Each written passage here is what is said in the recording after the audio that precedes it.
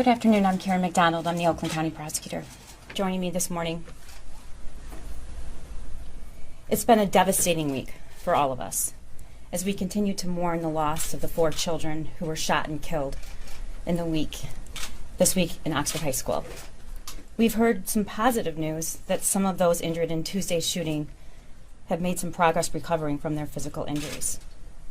While the physical wounds of the victims are starting to heal, the emotional wounds to the victims, students, and the entire community will last for years. I continue to work with Oakland County Sheriff Mike Bouchard and his team to stay close to the facts and evidence of this case as it continues to evolve. My role as the Oakland County Prosecutor is to seek justice for the victims of this tragedy. The family, friends, and loved ones of Hannah St. Juliana, Madison Baldwin, Tate Murr, and Justin Schilling, and the other victims have had their lives shattered. As I mentioned a few days ago, I did have the opportunity to speak with the parents of the children who were killed.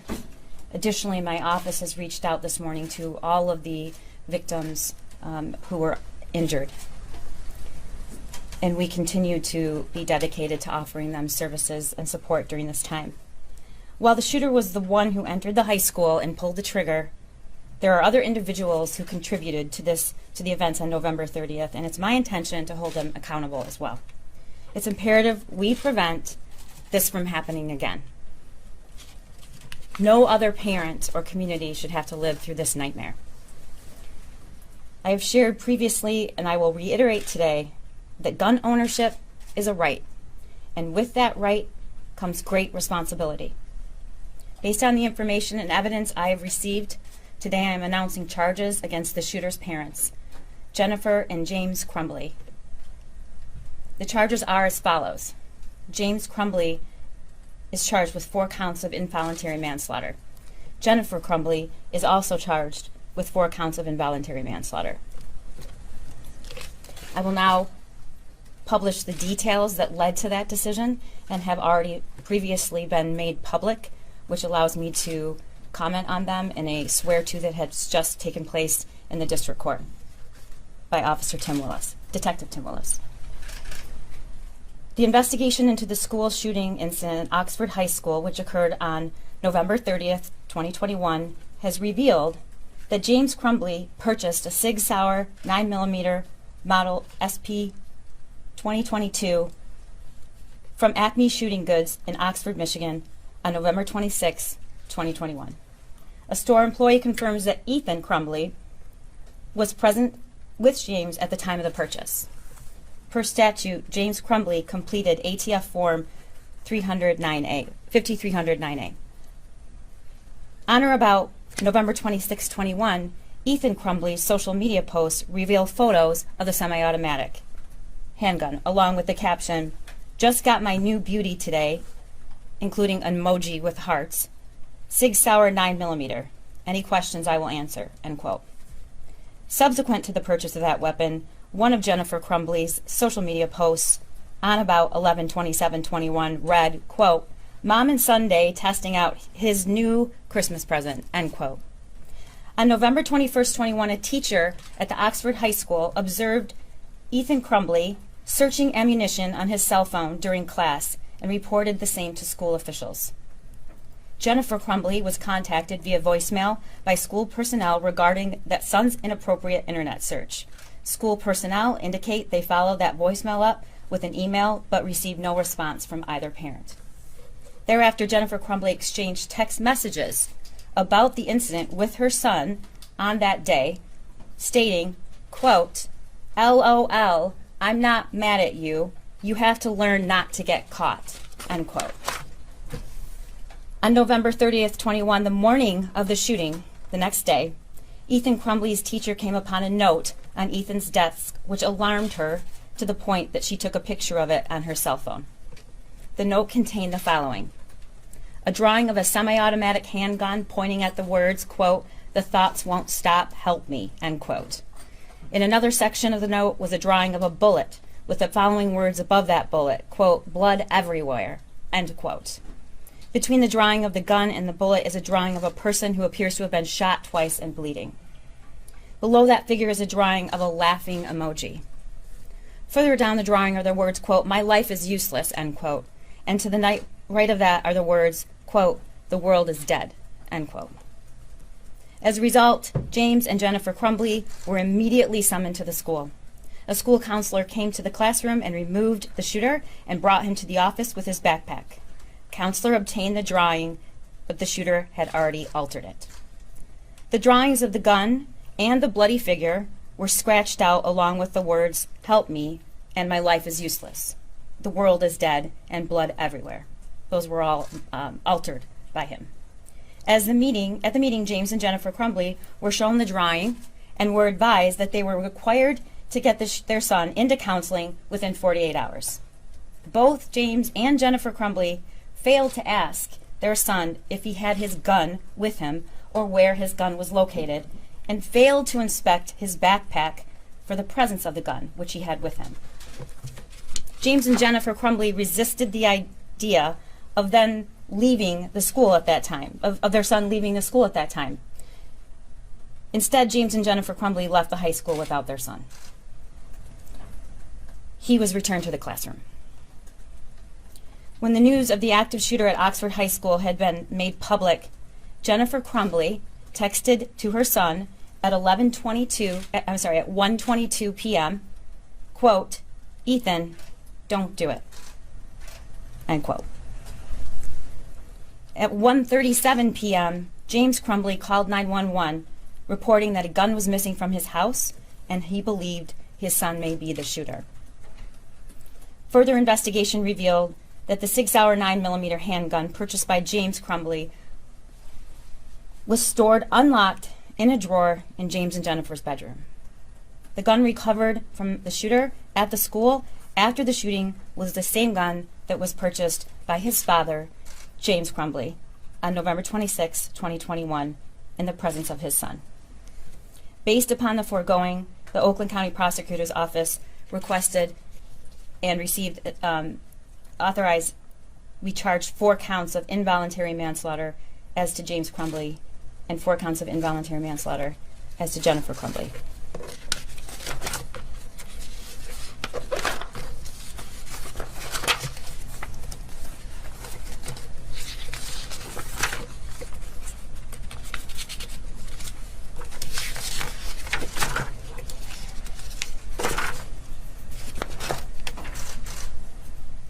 I want to be really clear that these charges are intended to hold the individuals who contributed to this tragedy accountable and also send a message that gun owners have a responsibility. When they fail to uphold that responsibility, there are serious and criminal consequences. As we work together to honor the lives lost and all of those impacted by the evil acts this week, justice for the victims and their families is at the forefront of today's announcement. We need to do better in this country. We need to say enough is enough. For our kids, our teachers, parents, for all of us in this community and the communities across this nation. Happy to take questions now. Last night, the superintendent. One moment. Go ahead, Mr. Chiquette. Last night, the superintendent posted a video and suggested that as a result of that meeting, they saw no reason to contact law enforcement, that there was no danger. Have you seen his video that was posted to YouTube last night? And is there any thought you can share on that based on what you said today? I viewed portions of it and was briefed on the contents of the video. Were there any missteps by the school? Should they have reported right away to law enforcement after seeing those images? Any individual who had the opportunity to stop this tragedy should have done so. The question is, what did they know and when did they know it?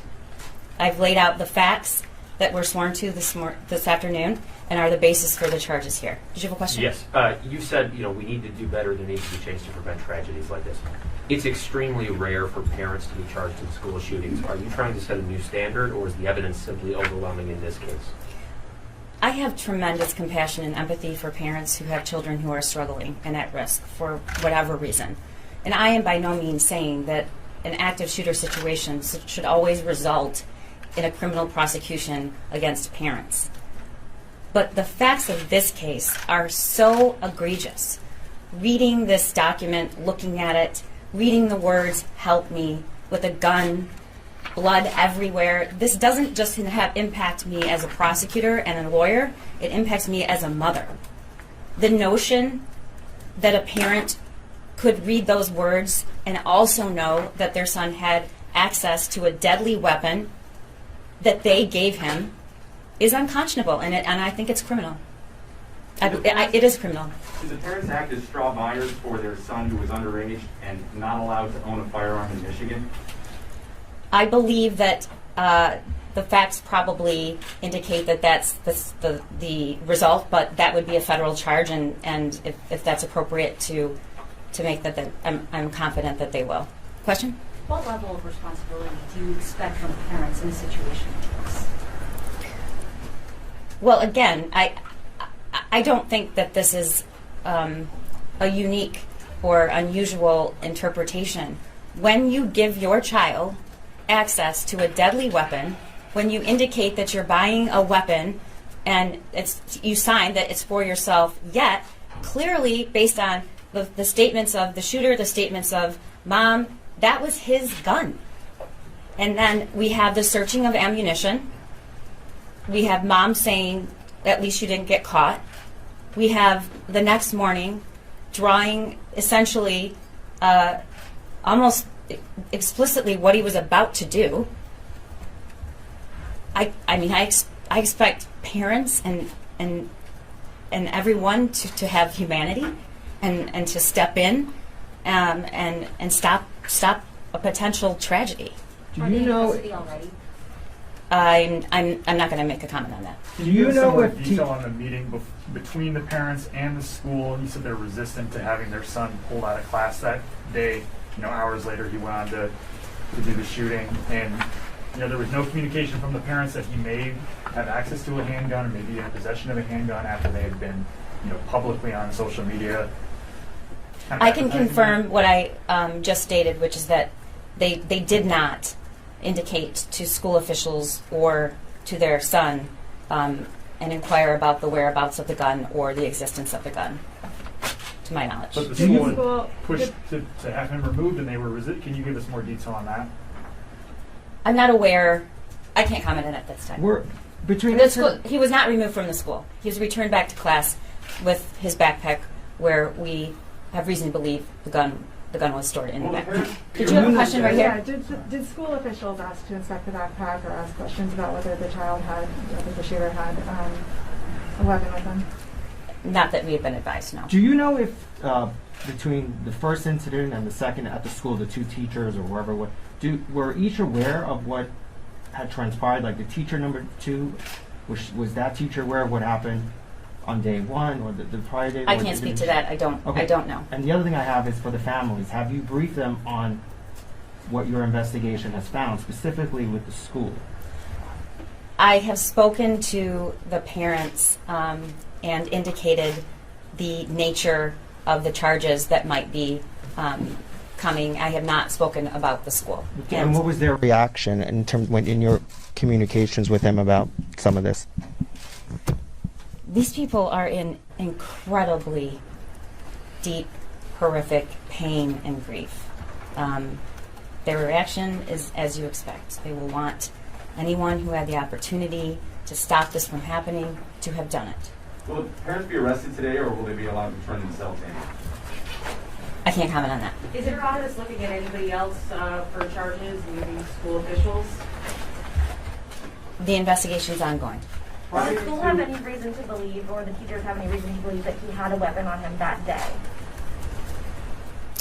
I've stated what was known to the individuals, what the search indicated in ammunition, what the document, I stated every single sentence that was on that document. So I suppose you should draw your own conclusion. The conclusion I draw is that there was absolute reason to believe this individual was dangerous and disturbed, and I'll leave it at that. Is the school district fully cooperating with the investigation at this point? I haven't conducted the investigation, so I can't say. Have you been in touch with the lawyer? Prior to the shooting, did the district superintendent's office know about the issues that happened in the high school? Did it stay in the high school, or did someone in the high school actually go to the superintendent's office or the administration and say, this is what we have going on? I don't have any information about that at this time. Hindsight being what it is, how was this young man allowed to go back to class, given the circumstances you've described, the severity you're talking about? You mentioned it's still under investigation, and they're victims too. I'm not trying to assess blame, but yet they let him back in class with this type of severity. How does that happen?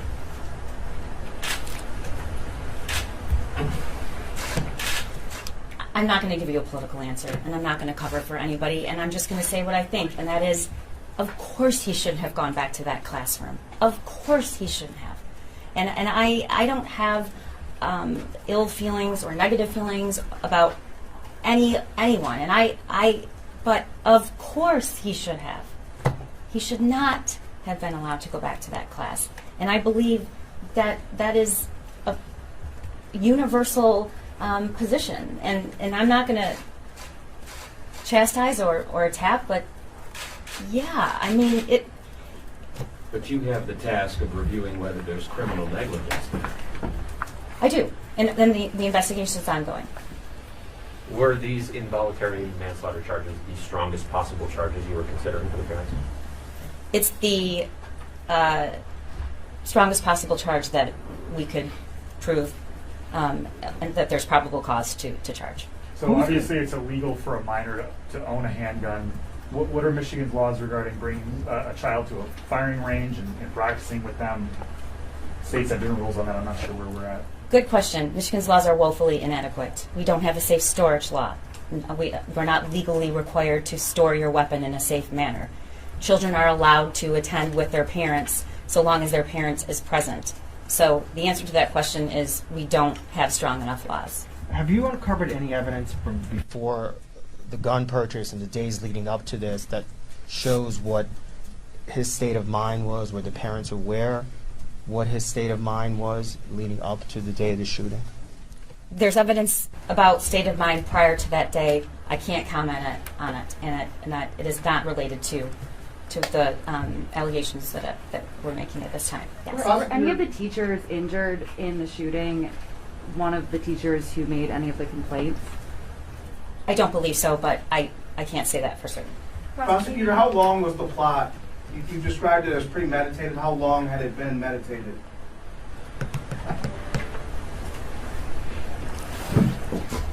Long enough. Long enough. Yes. Yes. At one point, One second. Go ahead. you said that at one point the father became aware that the gun was missing. Is there any indication that he might have known the gun was missing before the shooting or during or before that meeting with the principals? Upon hearing that there was an active shooter on that day, Mr. Crumbley drove straight to his home to look for his gun. I think that's all I need to say about that. Could the gun shop perhaps be liable if they could see that the weapon was being purchased for a 15-year-old, not really for the father? Based on what we've reviewed, the gun shop owner is not under investigation. Do you know at any point during these meetings with the counselors and the parents if there was any talks to reach out to the on-site SRO officer with these concerns? Whether they did or not, Or if there was talks to reach out to him, why they didn't, if there was concern enough to bring the parents in and to have these meetings? I don't know. I don't think we have at this point full statements that I've reviewed. A lot of, we've been here now for a few days and talked to some law enforcement and sheriff's people and other people are really angry at the school. I mean, obviously there's issues with the parents, but there is a lot of anger with the school. And I know it may not be your responsibility to address it, but since you're the first person in all these days to talk about this, what is your response to that? I'd be angry too. And I am. But that doesn't mean that there's a criminal culpability. But yes, I'd be angry. I would be angry. I am angry. I'm angry as a mother. I'm angry as the prosecutor. I'm angry as a person that lives in this county. I'm angry. There were a lot of things that could have been so simple to prevent And yes, there was a perfectly executed response, and he was apprehended immediately, and we have great law enforcement and good training. But I said before, 4 kids were murdered, and then 7 more injured. So yes, I think we should all be very angry, and we should take a very hard look at what is in place in terms of criminal responsibility, what gun owners are required to do. And again, I will say this every single hour on the hour, and I think that I have. I am not here to say that people shouldn't own guns. I know a lot of people who own guns, but they do so responsibly. And it's your responsibility, it's your duty to make sure that you don't give access to this deadly weapon to somebody that you have reason to believe is going to harm someone. And it is our position that on that morning, particularly that morning, but also the day before, but that morning, looking at that drawing, it's impossible not to conclude that there was a reason to believe he was going to hurt somebody. Prosecutor, have you been given any explanation as to why the school resource officer was not included in that meeting that morning at the school? I don't have any information. One more question, yes? Can I ask you? Yes. Thank you. Can you confirm the date that Ethan, or the suspect, was searching for ammo on his phone? It was the day before the shooting. Okay. And can you confirm the name of the gun shop where they got it? They bought the gun? It was Acme. And then one more question. You said 2. Were classes were they on Zoom the days leading up to Thanksgiving, and was that related to this threat? I can't speak to that. I know that there were in-person classes on that day. Thank you very much. Thank you, everyone. Thank you. Prosecutor.